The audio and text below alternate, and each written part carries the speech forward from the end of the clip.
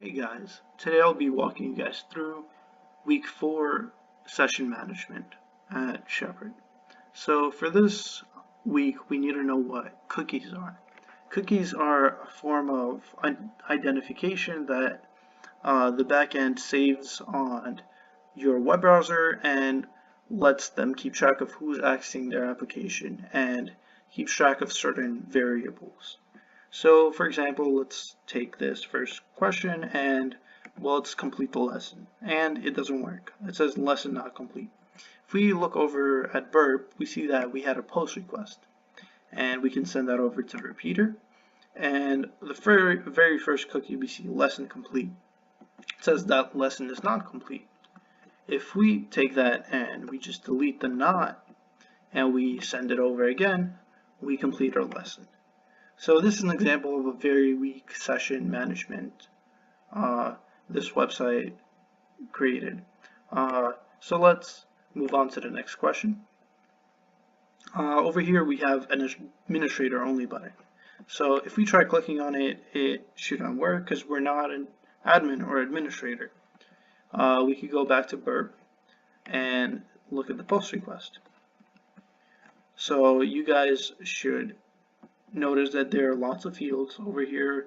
There's a subsession, there's something called AC, checksum, current. So all you have to do is play around with these. I would pause the video now and try to figure this out yourself. But if you can't, all you have to do is go over here to checksum, and that looks oddly familiar. That looks like something that's base 64 encoded.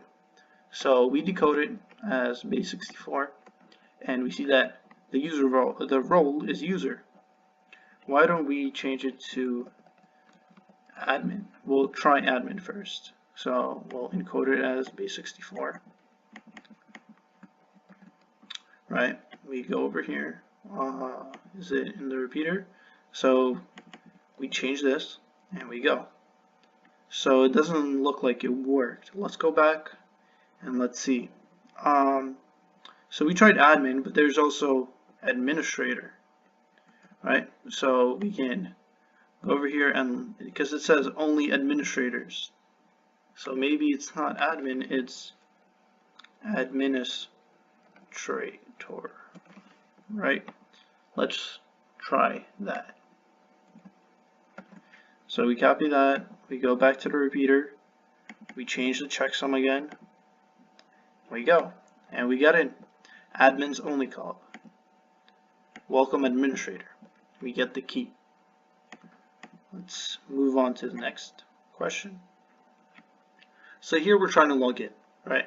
So if on a website a login page is not, or a login field is not really attackable, or it's very well secure, there's a high chance that the reset password is not.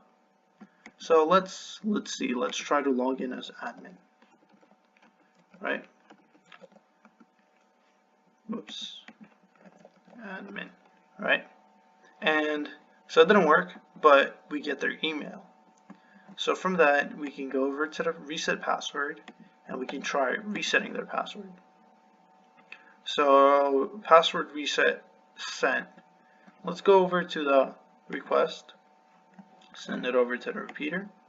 Okay, so we're in here now, and same thing, pause the video, play around with these parameters and see if you can figure it out. So what we have to do is we have to check this. So current, right? We go to the decoder and we decode it. So it didn't work once. Let's try it again. So after two iterations, we get that it stores guest 12. If we want to reset the admin's password, we have to reset it with admin. So we change this to admin, encode it, and let's encode it again. Here we go. So we get our new admin. We change our current. We should also change our checksum. Let's see. Let's look at checksum. User role. You want to change that to admin, and we'll encode it with base 64. change that again, and we go, and we get the message that our password was changed to this. So if we copy that over and we try admin again, we type in that new password, we get the result key. It's that easy. Okay, let's move on to the next one.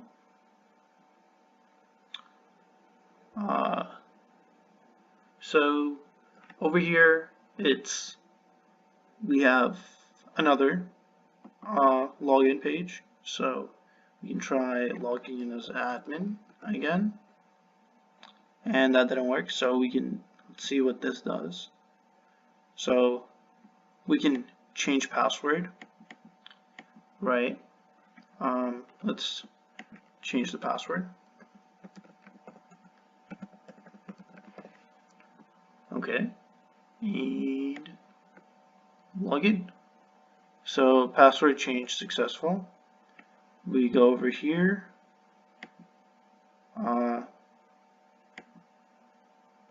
Let's look at that. And same thing, pause the video, play around with these parameters.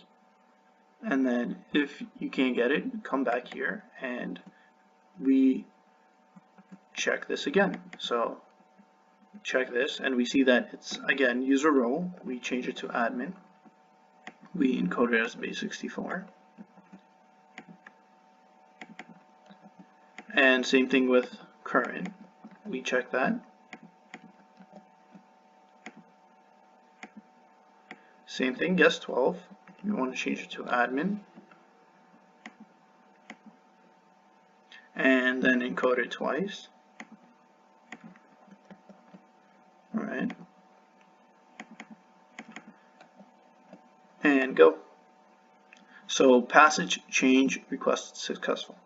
So we know our new password is password. And we try logging in again. Welcome. So we successfully reset the admin's password. Time to go on to the next one. So read this thoroughly. You will need this to understand the next two questions.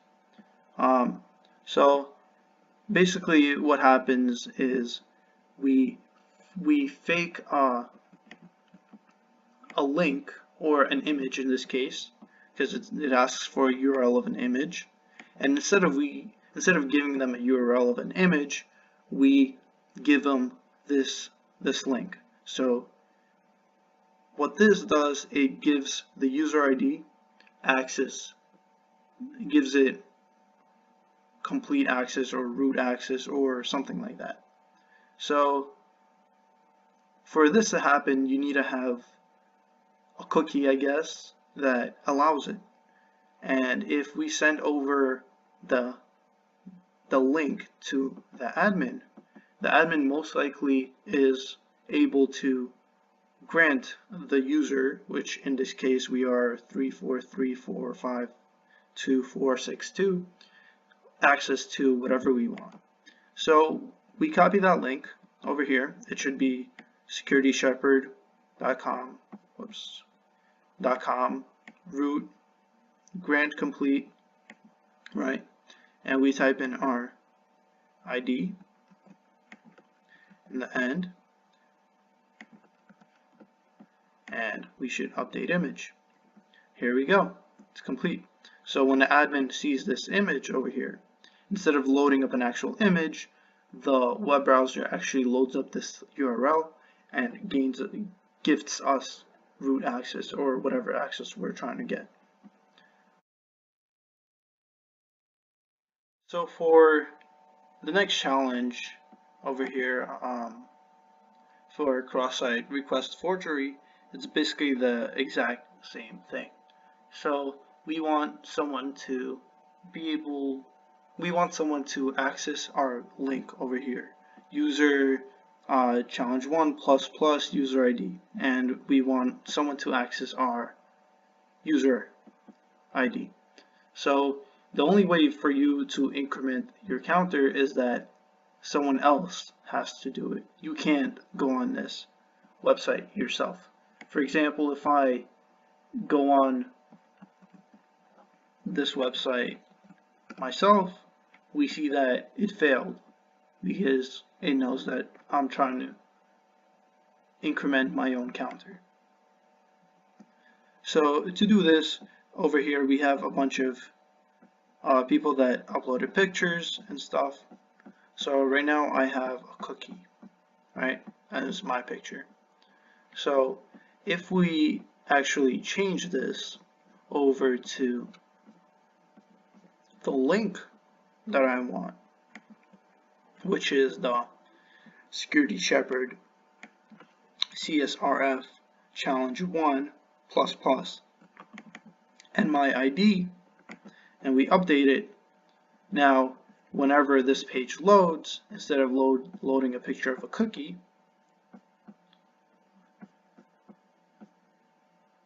it would load up this broken image. And this image is actually the link to the address that counts up my increment or my counter. So I can't really demonstrate it because I've completed it already, but you can take my word for it, and you could also check the GET requests when you load up the page, and under one of the challenge CSRF challenge ++, you should see my user ID. This is not mine in this case, but I would have to reload the page for it to happen, and this page takes a while to load. So we'll move on to the next question. Next question is basically the exact same concept, except we need to make a post request. So to make a post request, we also have an iframe. So an iframe is an HTML element that can basically display a different website, I guess, or so within itself. And to solve this challenge, you actually have to host something. So you can obviously host it for free on Git. So if you look up git.io or how to create your own page on GitHub, you can actually do that. That's the way I did it. So if you go over to michael-creator.github.io, we get that. So you saw for a brief second there was an input field that said hello, and now it says increment failed. That's because it redirected us to security.codepath.com, user challenges, and it posted to that. The way to do it is very simple, 5 lines of code, or 6, depending if you want hello world in there. It's basically you create the form, you create the action, and the post. Then you create an input field with your unique user ID. In our case, we take the same one from the first challenge or the previous challenge, and then we submit it when the document we do document.form submit. And if we upload your GitHub link into we'll see it. It takes a while to load. But if we put it into that input field and we upload it, it should go to our GitHub page and post. And this way we get the answer for it. This takes a while to load. But there we go. So we would have to go here and let's see.